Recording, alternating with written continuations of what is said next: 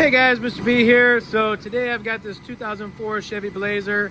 I'm going to go ahead and use this as just a generic example of how to diagnose a noisy belt and where that noise is coming from. So you guys can hear this squealing noise, this squeaking noise coming from the belt.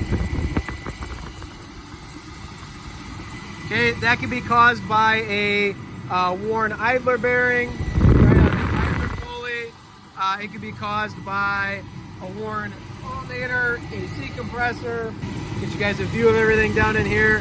The tensioner down in there could be going bad and causing noise as well. So there's a few things that could cause a squeal or a squeak or a grinding noise coming from the front of the engine.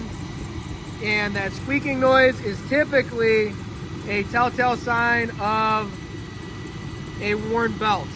Okay, where the belt itself is worn down.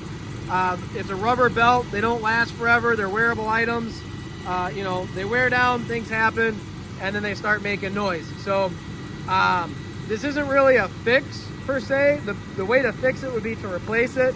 But if you want to diagnose the problem and try and figure out whether it's a belt or a pulley, all you really need to do is get a bottle of water and pour a little bit of water on that belt.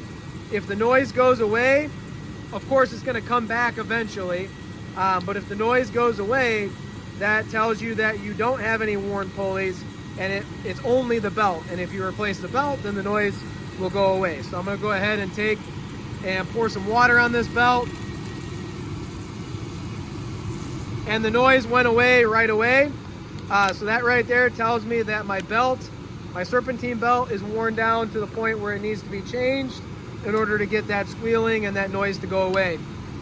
This is obviously not a permanent fix. Obviously it's coming back.